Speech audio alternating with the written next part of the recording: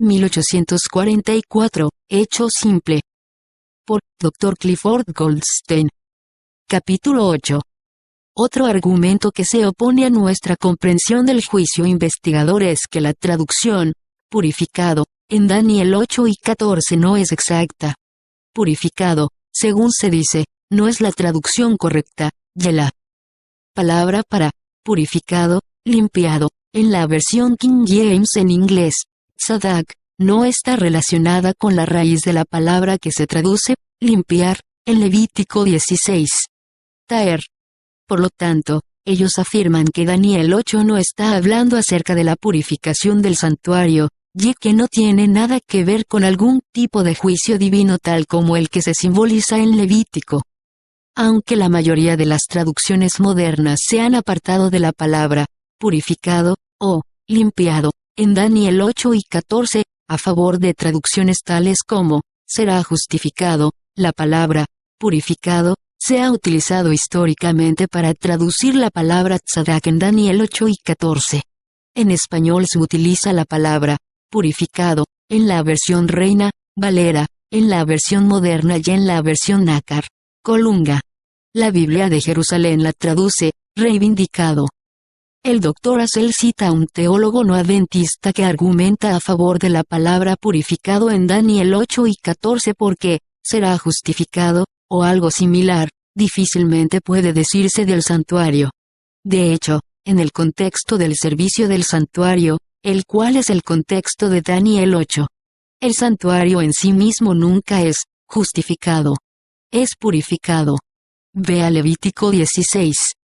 También, las palabras con la raíz tsdq se utilizan en construcciones paralelas con palabras que claramente significan purificado, incluyendo ater. Imagine un poema que dice, tengo una casa la casa es mi hogar. Casa y hogar se relacionan, no por su sonido, no riman, sino por su significado, es decir, semánticamente. Se corresponden entre sí porque sus significados son similares. La poesía hebrea usa este tipo de relación, una relación semántica, de significados, y en numerosos lugares las palabras que tienen la raíz tsdq aparecen en forma paralela con palabras que claramente significan limpiar o purificar. Varios eruditos, incluso no adventistas, han notado estas conexiones. En Job 4 y 17, por ejemplo, vemos Taer y tzadak en construcciones paralelas. Será el hombre más justo, tzadak, que Dios. Será el varón más limpio, Taer, que el que lo hizo. Tal como casa y hogar se relacionan, podemos ver cómo las palabras justo y limpio se relacionan en forma paralela una a la otra en estos versos, no por su sonido, sino por su significado. Muchas traducciones antiguas de la Biblia tradujeron Daniel 8 y 14, purificado / limpiado. La Septuaginta la rinde, limpiado. La Vulgata latina la traduce, purificado / limpiado. La Pesito siríaca la traduce, purificado / limpiado. La Biblia copta la traduce, purificado / limpiado.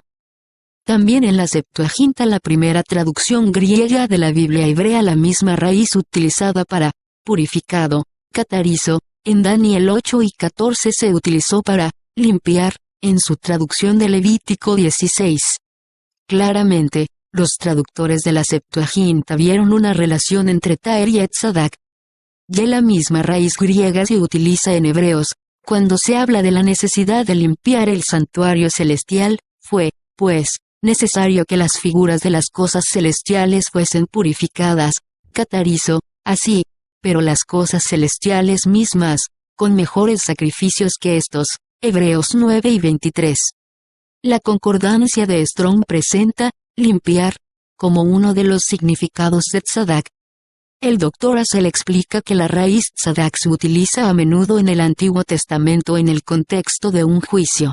La palabra en este caso se ha traducido, justificar, o vindicar, a menudo refiriéndose a personas.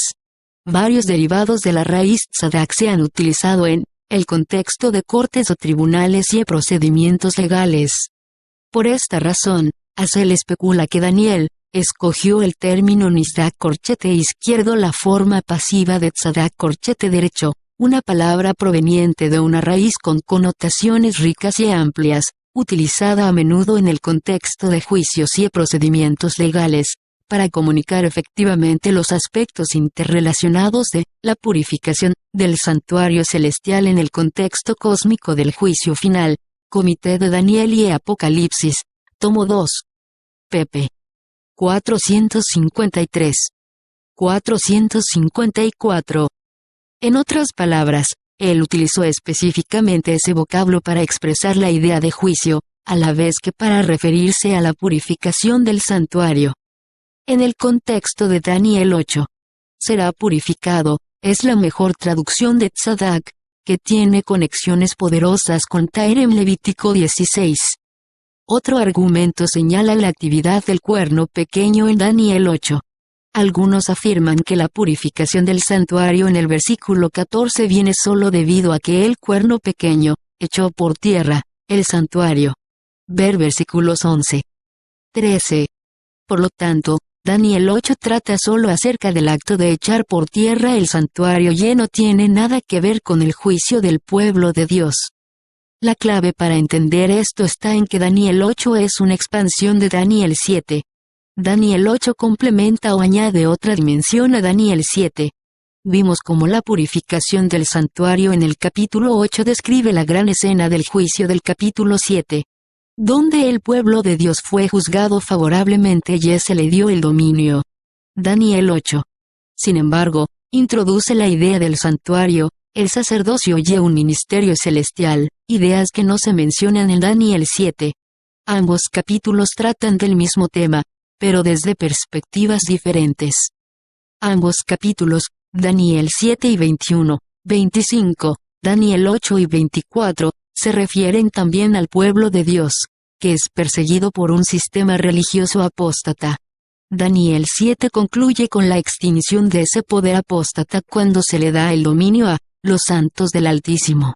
Un énfasis que se encuentra en Daniel 7 ya no en Daniel 8.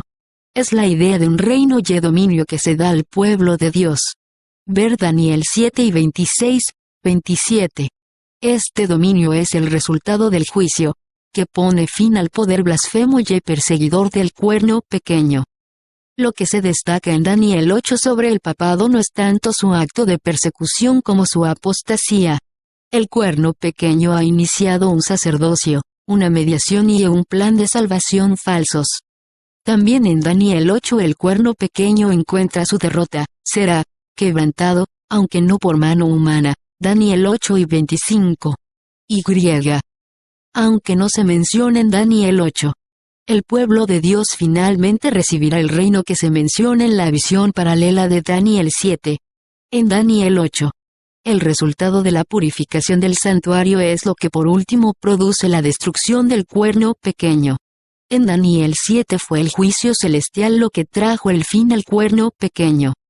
Obviamente, la actividad del cuerno pequeño estaba relacionada con la purificación del santuario porque, como sucede en el juicio en Daniel 7, el resultado de esa purificación finalmente conducirá a la destrucción del cuerno pequeño. Daniel 7 y 8 concluyen con la salvación y vindicación del pueblo de Dios, al igual que con la erradicación del cuerno pequeño. Esta destrucción es el resultado del juicio y de la purificación del santuario.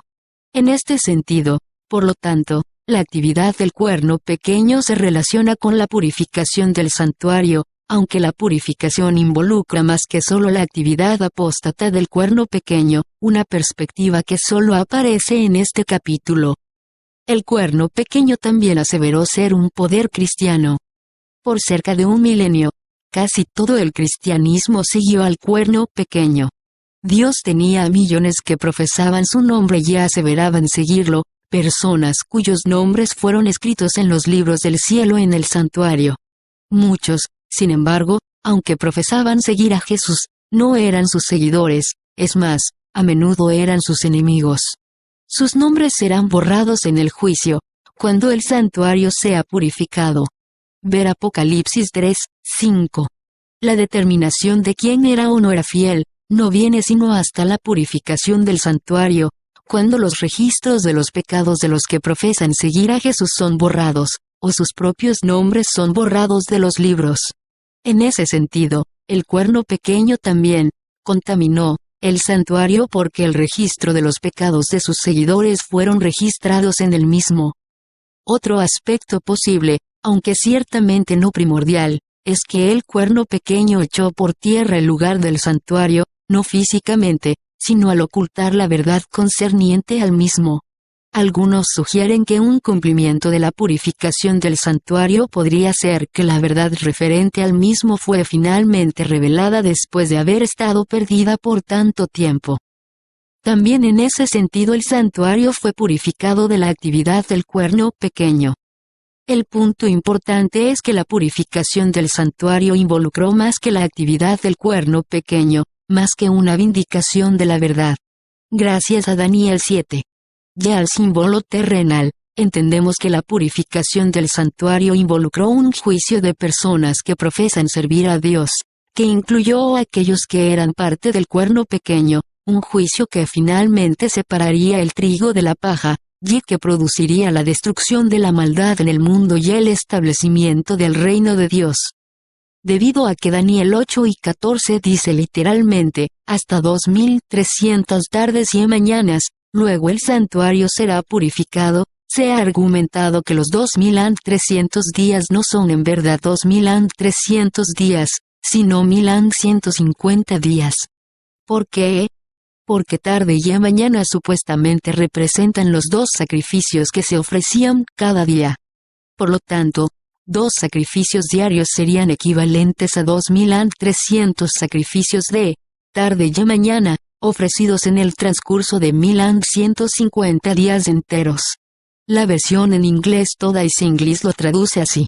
Si esta interpretación fuera correcta, entonces el santuario habría sido purificado no en 1844 d.C., sino en el 694 d.C. Representan las 2300 tardes y mañanas solo 1150 días. Se han provisto numerosos argumentos, incluso por no adventistas, que prueban que no es así.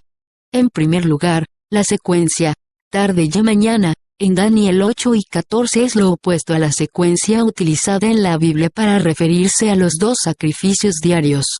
Las ofrendas quemadas de la mañana y tarde es la secuencia que la Biblia usa en forma firme y regular.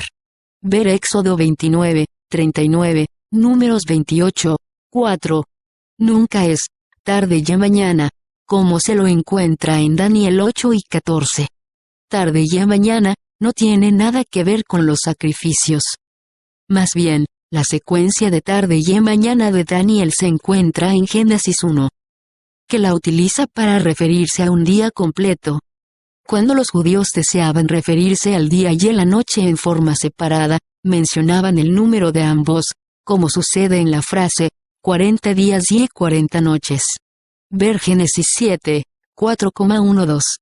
Pero incluso allí, la expresión, 40 días y 40 noches, significó 40 días completos, no 20. La razón por la que algunos tratan de convertir los 2300 días en 1150 es para hacer que Antíoco Epífanes, un rey seleucida que persiguió a los judíos en el siglo II antes de nuestra era, sea el objeto de la descripción del cuerno pequeño en Daniel 8. Si Antíoco quien profanó el templo de Jerusalén era el cuerno pequeño, entonces las profecías de Daniel 8 habrían sido cumplidas incluso antes del nacimiento de Jesús, anulando el significado de 1844. Pero la profanación del templo por Antíoco Epífanes duró solo 1080 días. Así que si los 2300 días fueron solo 1150 días literales, todavía él estaría fallando por 70 días, ya mucho más si se trata de 2300 días. Esta interpretación es bastante inexacta. Existen otras razones por las cuales Antíoco no puede ser el cuerno pequeño. Vimos anteriormente que el carnero de Medo, Persia se hizo grande, Daniel 8, 4, y que el macho cabrío griego llegó a ser muy grande, versículo 8.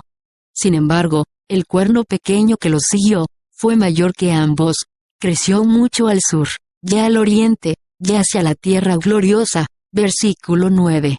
Antíoco, por lo tanto, debió haber sido mayor que los imperios medo, persa y griego. Obviamente, eso no fue así. Más bien gobernó sobre solo una porción del imperio griego, tuvo poco éxito y por poco tiempo solamente. El surgimiento del cuerno pequeño fue fechado en relación con los 4 reinos que surgieron del desmenuzamiento del imperio de Alejandro Magno. Habría de venir, al fin del reinado de estos, Daniel 8 y 23. Uno de esos 4 reinos, la dinastía Seleucida, de la cual surgió Antíoco, consistió de más de 20 reyes que reinaron desde el 311 al 65 a.C. Antíoco fue el octavo de estos, reinando desde el 175 al 164 a.C.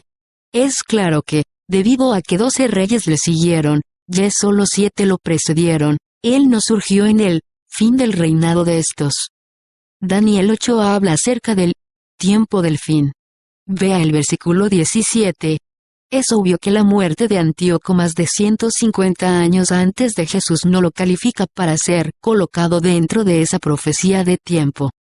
Además, el cuerno pequeño quitó el continuo, o sea, el ministerio diario dentro del primer departamento. Antíoco, quien prohibió los sacrificios del templo, quitó más que solo el continuo. Les prohibió ofrecer el sacrificio anual también. Aunque la profecía especifica que el cuerno pequeño solo quitaría el ministerio dentro del primer departamento, Antíoco quitó más que eso. En esto, tampoco Antíoco se ajusta a la profecía. Muchos otros argumentos indican que Antíoco no es el cumplimiento de Daniel 8. En el tomo 1 de la serie producida por el Comité de Daniel y Apocalipsis, el Dr. Sea tiene un capítulo titulado ¿Por qué Antíoco y V no es el cuerno pequeño de Daniel 8?, que demuele la interpretación de Antíoco. Finalmente, ninguna exposición sobre las críticas contra 1844 estaría completa sin discutir Hebreos. Los oponentes aseguran que Hebreos coloca a Cristo directamente en el segundo departamento del santuario, el lugar santísimo, después de su ascensión. Usando la New International Version en inglés y también la Reina Valera en español, con versículos tales como Hebreos 9 y 12, lleno por sangre de machos cabríos ni de becerros, sino por su propia sangre, entró una vez para siempre en el lugar santísimo, aseveran que Cristo ha estado en el segundo departamento desde el año 31 de C, anulando la creencia de que entró en el segundo departamento en 1844. ¿Es válido este argumento? Hebreos es un estudio de la superioridad de Jesucristo en comparación con cualquier sistema anterior al suyo. Enseña que Jesús inició una era nueva y mejor, y un orden religioso nuevo y mejor. En efecto, Hebreos es un estudio de los contrastes entre lo antiguo y lo nuevo, entre una era y otra.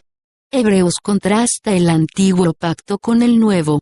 Vea Hebreos 7 y 22, 8, 6, 8, 12 y 24. Contrasta el sacerdocio terrenal levítico con el sacerdocio nuevo y mejor de Jesús. Ver Hebreos 8, 4, 5, 7 y 11, 15. Contrasta la sangre de animales del antiguo sistema con la mejor sangre de Jesús. Ver Hebreos 9 y 13, 14. Contrasta la antigua mediación terrenal con la mediación celestial nueva y mejor de Cristo. Ver Hebreos 8, 1. Contrasta el antiguo santuario terrenal con el nuevo y mejor santuario en el cielo, pero estando ya presente Cristo, sumo sacerdote de los bienes venideros, por el más amplio y más perfecto tabernáculo, no hecho de manos, es decir, no de esta creación, lleno por sangre de machos cabríos ni de becerros, sino por su propia sangre, entró una vez para siempre en el lugar santísimo corchete izquierdo santuario, según la Biblia de Jerusalén, la de Bover, cantera, nácar, colunga y la Reina Valera antigua corchete derecho, habiendo obtenido eterna redención. Hebreos 9 y 11, 12. La frase en griego que se traduce, lugar santísimo, está agia, que literalmente significa, lo santo. Este libro no trata acerca de en cuál apartamento entró Jesús en el santuario celestial. Lo importante es que Él está intercediendo allí por nosotros, un mejor mediador de un mejor pacto con mejor sangre, efectuando un mejor ministerio, en un mejor santuario corchete izquierdo para los que desean hacer un estudio más detallado sobre el término Tahagia, en la epístola a los Hebreos, véase el artículo, lugar santísimo, corchete derecho. La única vez que Hebreos habla del segundo departamento solo es en Hebreos 9, 3. Al describir el sistema terrenal dice, tras el segundo velo estaba la parte del tabernáculo llamada el lugar santísimo. Aquí, sin lugar a dudas, el autor está hablando acerca del segundo departamento solamente y utiliza las palabras en plural agia agion. En ningún otro lugar en hebreo se utiliza esta frase específica al describir dónde está Cristo en el cielo. Se utilizan diferentes palabras en plural, pero nunca agia agion, la fórmula que hace referencia al segundo departamento exclusivamente. Si entró en el agia agion, porque el libro de Hebreos no lo dice, ni una vez. Si el escritor de Hebreos quería especificar que Cristo estaba en el segundo departamento, ¿por qué no usó agia agion? Por ejemplo, en Hebreos 9, 8, que dice, dando el Espíritu Santo a entender con esto que aún no se había manifestado el camino al lugar santísimo. Entre tanto que la primera parte del tabernáculo estuviese en pie. Note el contraste entre lo terrenal y lo celestial. La Reina Valera erróneamente traduce como lugar santísimo la frase griega tonagion, la que se refiere, según Hebreos 8, 2. Al santuario celestial entero, ministro del santuario corchete izquierdo tonagion corchete derecho, y de aquel verdadero tabernáculo que levantó el Señor, ya no el hombre. Aquí no se utilizó agia agion, y en ningún otro lugar, al discutir el lugar donde se encuentra Jesús en el santuario celestial. El único versículo que pareciera contradecir este punto es Hebreos 9 y 25 que dice, lleno para ofrecerse muchas veces, como entra el sumo sacerdote en el lugar santísimo cada año con sangre ajena. Aquí la palabra para lugar santísimo no es agia agion, sino otra palabra plural, tahagia, aunque el texto parece referirse al segundo departamento porque menciona un acto anual. Aparentemente se alude al día de la expiación. ¿Acaso este versículo entonces contradice mi tesis concerniente al uso de agia agion? No. El sumo sacerdote aplicaba sangre en ambos departamentos en el día de la expiación. Por lo cual Hebreos no utiliza agia agion, una frase que se refiere al segundo departamento exclusivamente. En vez de aquella, el escritor utiliza una palabra que se traduce, santuario, porque una vez al año el sumo sacerdote entraba en ambos departamentos, todo el santuario, donde ministraba con sangre. Ver Éxodo 30, 10. Si Hebreos quisiera especificar que Jesús estaba en el segundo departamento, en algún momento lo habría colocado en el agia agion. No lo hace, ni una sola vez. Decir que Hebreos coloca a Cristo en el segundo departamento es como decir que la frase de Juan en Apocalipsis, yo estaba en el Espíritu en el día del Señor, Apocalipsis 1 y 10, prueba que Jesús cambió la observancia del sábado al domingo. Eso sería añadirle al texto algo que no contiene. Más bien, el tema en Hebreos no es a cuál apartamento Jesús entró, sino que Él está allí intercediendo por nosotros con su sangre derramada en nuestro favor.